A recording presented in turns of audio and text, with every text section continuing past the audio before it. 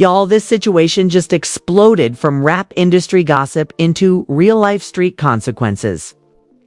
And what Lil Woody just exposed about Boosie has the entire hip-hop world frozen in shock. We're talking about a man who once blasted Boosie's music while sliding on enemies, now publicly calling out his childhood idol for the very thing he's being attacked: for snitching. And Boosie didn't just clap back. He allegedly banned Woody from stepping foot in Baton Rouge, warning he wouldn't survive a single day in the city.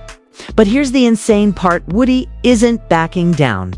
He's reportedly searching for Boosie now, turning admiration into obsession and loyalty into something dark and dangerous. Lil Woody was that young Atlanta kid who grew up worshiping Boosie. This wasn't just casual listening. Woody lived by that Baton Rouge energy, letting those tracks fuel him while he was allegedly carrying out hits for Young Thug's YSL crew. Now, the same music that once pushed him to slide on ops is the soundtrack to one of the wildest beefs hip-hop has ever seen. And it's starting to feel deadly real. To understand how this spiraled so fast, you have to rewind to when Woody was YSL's alleged hitman before he flipped and became the star witness who helped bring down Young Thug's empire. This isn't just rapper beef. This is a brutal clash between old-school street codes and the new era of federal prosecutions, ripping the culture apart in real time.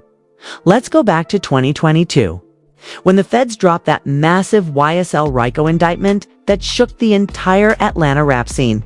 This wasn't just another drug case. This was the government claiming Young Thug's label was a full-blown criminal organization tied to murders, drugs, and gang operations stretching over a decade. The testimony was explosive and terrifyingly specific. Woody didn't just talk, he peeled back the curtain on everything. He described incidents in detail, named people, and revealed insider operations that only someone buried deep inside the crew could ever know. He explained how orders were given, how money moved, and how the organization functioned day by day. It was the type of cooperation prosecutors fantasize about and defense lawyers dread in their worst nightmares. When Woody opened his mouth, shockwaves tore through Atlanta and beyond. This wasn't some random street guy trying to save himself. This was someone deeply rooted in one of hip-hop's most powerful camps. A man who knew every secret, every move, every hidden truth, figuratively and literally. The reaction was brutal. The hip-hop community turned on him instantly. Woody was branded a snitch, a rat, a traitor who broke the ultimate street rule. Social media exploded with outrage, and major rappers publicly condemned him. The message was loud and clear. Real street soldiers never talk, no matter the pressure. But the situation was more twisted than people wanted to admit. Woody wasn't just a criminal who happened to rap, he was shaped by the music itself, especially artists like Boosie, who preached loyalty and silence. The same culture that molded him was now dragging him for cracking under pressure most people could never imagine. When Boosie heard about Woody's cooperation, he didn't hold back. This was the same Boosie who built his legacy on the death before dishonor mindset. A man who had faced serious charges himself and never folded. He felt he had the right to judge. Boosie blasted Woody across platforms, calling him a snitch and saying real street men never work with the police ever. He was furious that someone who grew up on his music, someone who claimed to live by the code, would turn around and testify for the government. For Boosie, it wasn't just betrayal. It was personal. According to Woody, the situation was so wild that even the police acknowledged Boosie was making threats right in front of them because the security guard refused to take ownership of the weapon.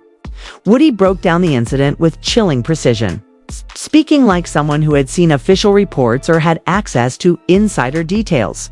And he wasn't done. He went further, calling Boosie the ultimate hypocrite, man who built his entire brand on never talking to police, yet allegedly did exactly that when his own freedom was at risk. Telling you saying anything to the police that can affect someone else's freedom, Woody said. That's what Boosie said about me. He shouldn't have spoken on me because I can break it down and people got no choice but to respect the truth. Boosie started cooperating the moment the police asked whose gun it was. But the most shocking revelation came next. Woody claimed Boosie told law enforcement they flew guns from Atlanta to California in a suitcase. If true, that goes far beyond finger-pointing. That's admitting to federal crimes with massive consequences. Woody described Boosie as panicking, immediately pointing fingers instead of staying silent. The security guard situation made it even worse. Woody questioned why a convicted felon would be hired as protection while weapons were present, and why Boosie's first move was to shift blame instead of standing on business. Then came the emotional twist. Woody admitted Boosie was his idol. "When I was a kid, I wanted everything Boosie had. I wanted to be like him." That betrayal hit deep. Woody wasn't just defending himself, he was attacking the legend's legacy. He claimed he actually took a gun charge without snitching, while Boosie allegedly tried to pass responsibility to someone else. "I went to jail for that gun. I didn't tell on nobody," he said. And what made it even more unsettling? Woody wasn't ranting. He was calm, precise, and deadly serious. His words felt calculated, like a man dropping receipts. Not excuses. Boosie made it clear that Lil Woody was not welcome anywhere near Baton Rouge. And if he stepped foot in the city, he might not walk back out. But the threat didn't stop with him.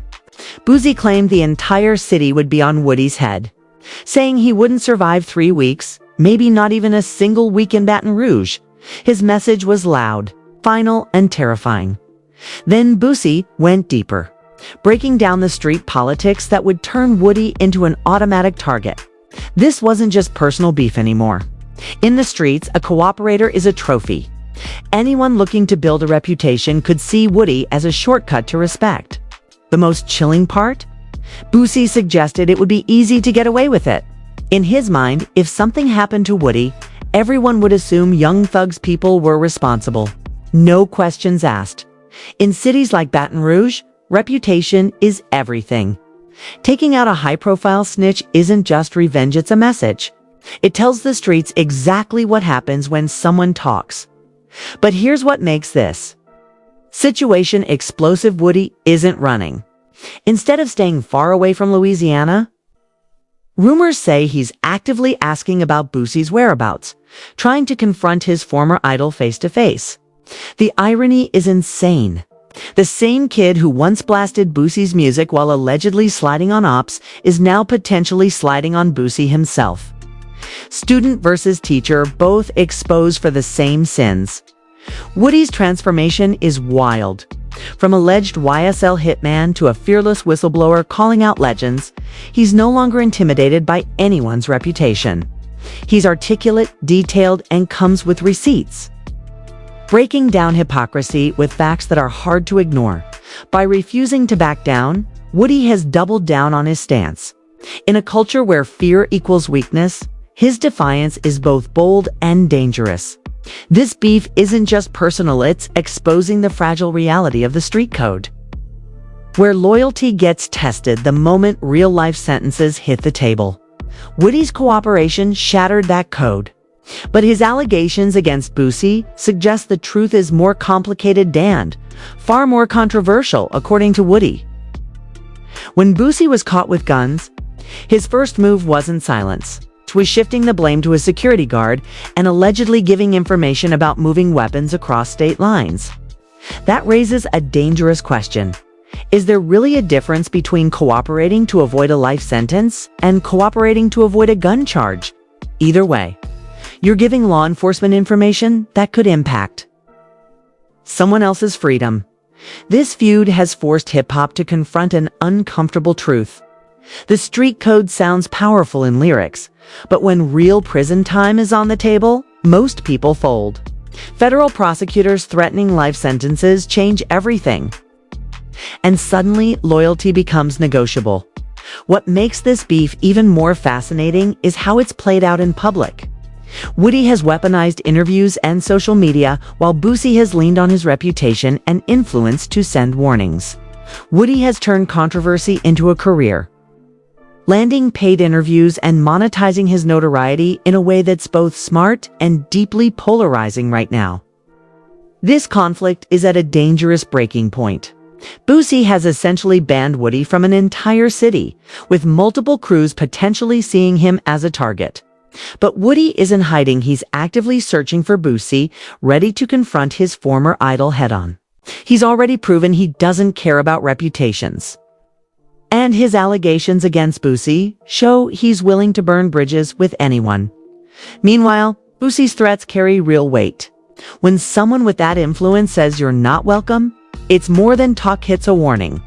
Both men are too deep to back down. Woody stepping back would prove his critics right. Boosie backing down would damage his legacy. This beef represents everything wrong with selective outrage in hip-hop. Both men allegedly cooperated when their freedom was on the line. Yet they're ready to destroy each other over who's the bigger hypocrite. Former fan versus idol. Student versus teacher. And the tragedy. This could all end in real violence over a code neither truly lived by when it mattered most.